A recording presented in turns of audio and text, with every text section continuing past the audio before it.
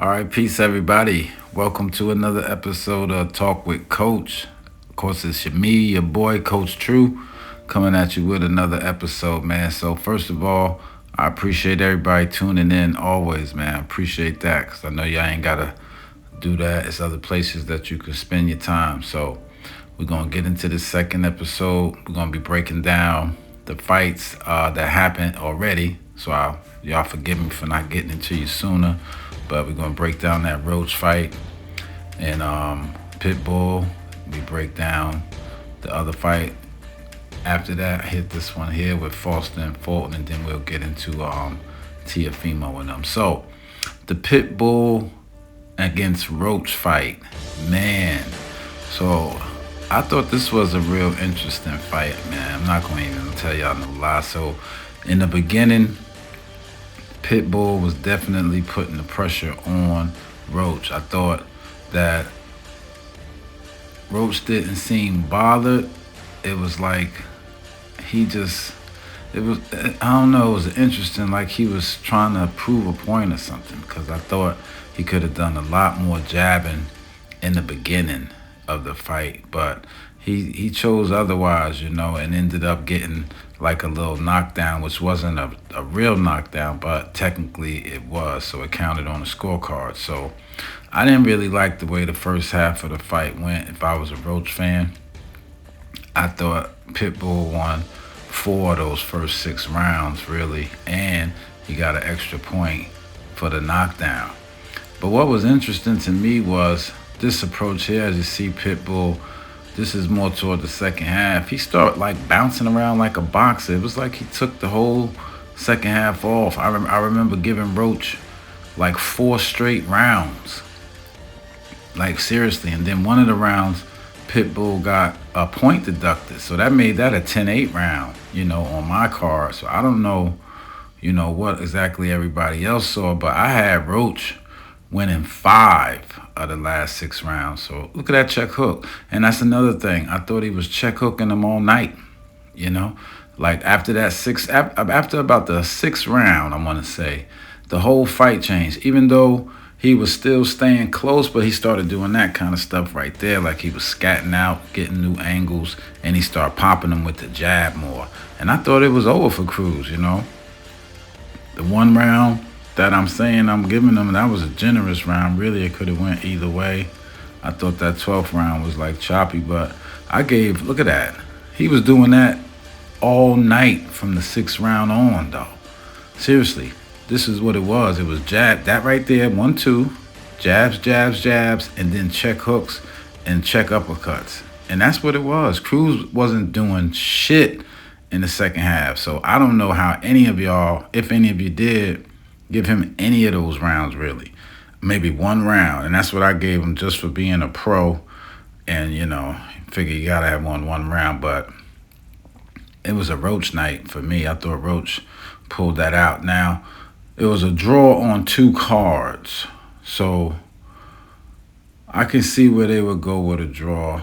But one judge had it like 115, 111. Now, that's outrageous.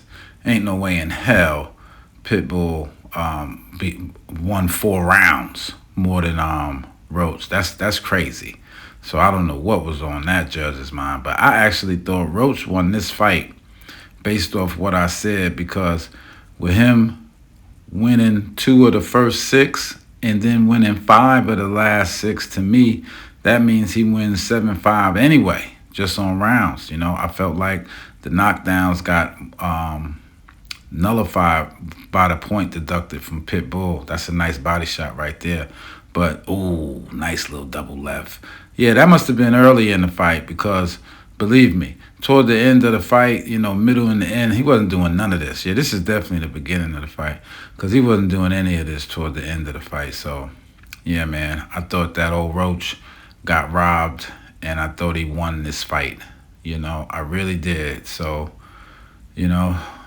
I just thought he won. So I don't know how anybody else saw it, but me, Coach True, how I saw it, I would have gave this fight to Roach, y'all. All right, y'all, this next fight, I got to say, was a surprise, I'm not really super surprised that Shockey won, I'm really surprised at how easy it was. I don't know what was on Fulton's mind or why he even showed up. This was probably one of the worst performances that I've seen in a long time from a championship fighter. First of all, he was out of shape, you know. He definitely was out of shape. And he was confused all night. I gave Shockey 10 rounds, you know.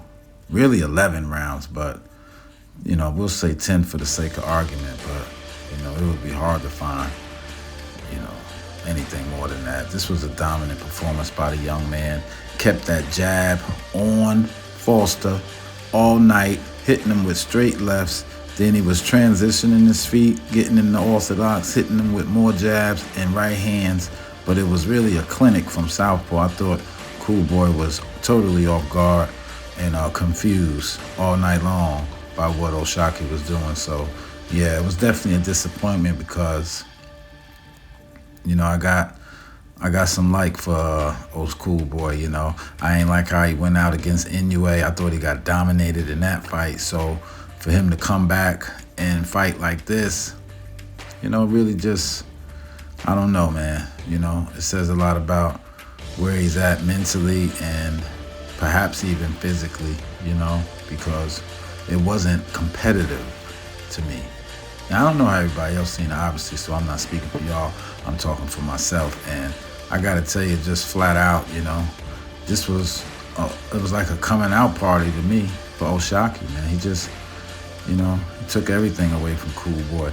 And what made it more disappointing is because it seemed like Cool Boy didn't want to do much. Like, I never really saw him go for it or really put up enough effort to try to win, you know, to me. This was just, you know, look at Shockey there. You know, that's all he was doing all night long, just feinting him, jabbing him, hitting him with straight twos down the middle and stuff like that, you know. He barely got touched that night.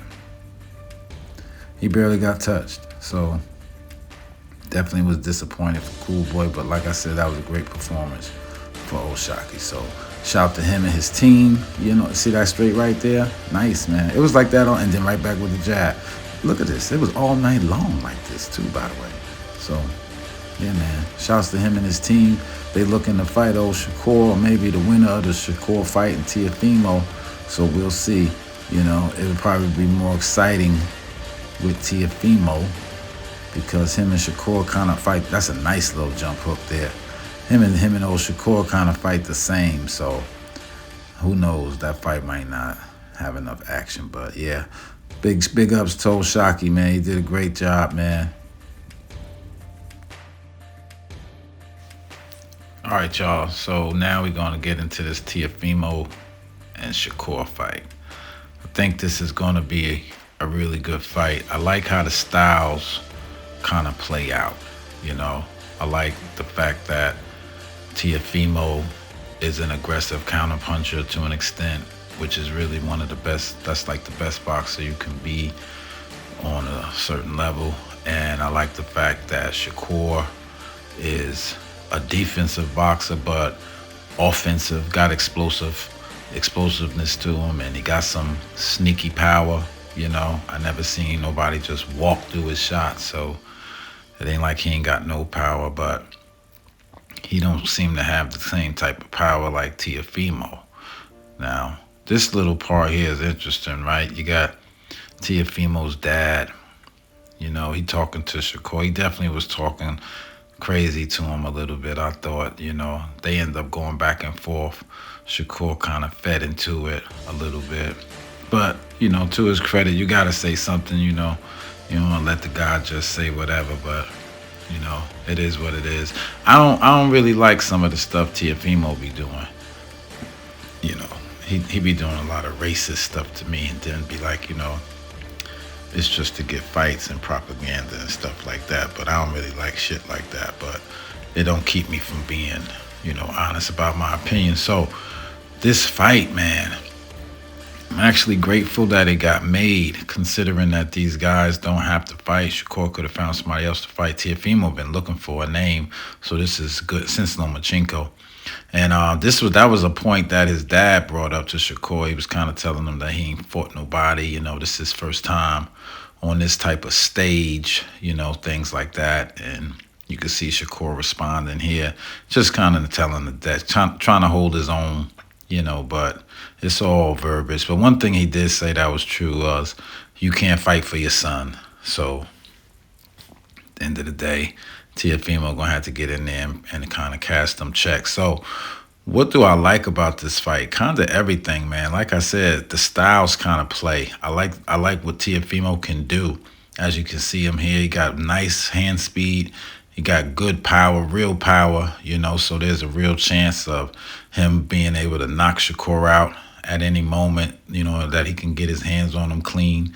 You know what I'm saying? So it's that element to it. He's definitely fast enough to kind of get there.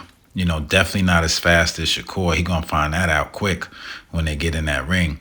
But he is fast enough to land something, you know what I'm saying? So I do like that part of it. I like the fact that he's aggressive, so he's going to be trying it. I like that he can box, but I wouldn't try to box with Shakur. Now, the thing about Teofimo is, you see right there that clip? See where his right hand is? He got a tendency to do shit like that to me. If you study him, he throw punches that's fast like that, but usually the other hand's going to be down. So he's going to be open for counters, and Shakur kind of, when Teofimo's dad told Shakur that he makes a lot of mistakes, and Shakur said, hey, yeah, I noticed your son make a lot of mistakes too. And that hand down, that may come into play in this fight because Shakur is fast. You don't know how fast he is till you get in that ring. He definitely faster than Teofimo. Teofimo is fast, but he not fast like Shakur. And I think he gonna tag him with some of them punches. Now, the thing for Shakur is, will he do this? Or will he tag him, counter him, and then get out of there? Because I gotta tell you, it's a different outcome for either one he chooses. I think if he tries to stay there after he tags him, he gonna be getting hit hard by Teofimo, and he gonna get bruised up and maybe even knocked down and KO'd. I think if he check hook him and hit him with straight lefts and straight uppercuts like that and just kind of get out and move his feet, it's gonna be a long night for Teofimo, because in a real way, Shakur too fast. He got fast hands and he got fast feet. So that what that means is he can hit you quickly and then get like that, see, and then get out of the way quickly. You know what I'm saying? And that is a problem, especially if you're a bull, which I believe Teofimo is. He's not the type to take kindly to getting tagged, or getting hit and not being able to get a hit back. So I believe the more that something like that plays out throughout the fight, he's going to get angry, and it's going to probably throw caution to the wind. And I don't think Shakur will stop him. I wouldn't go that far, but he more than likely is going to beat him on points.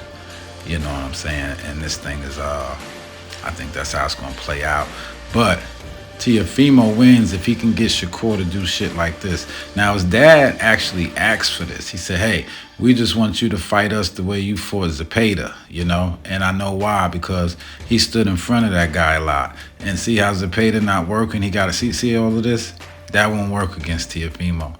If he allows Teofimo to get that close, it's going to be a long night for him, or maybe even a short night. And he definitely going to get bruised up if he do that, because like I said, Teofimo is fast.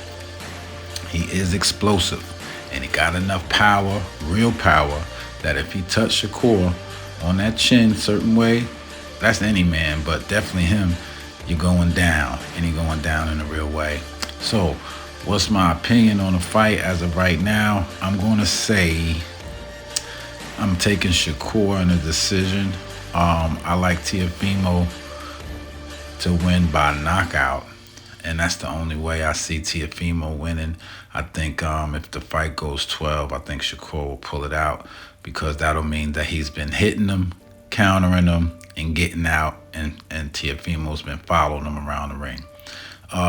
The biggest bet, like the 1,000,000 to 1 bet is Shakur getting a knockout, but anything can happen. That's the beautiful thing about boxing. So everybody just gotta tune in. But yeah, man, I appreciate everybody listening.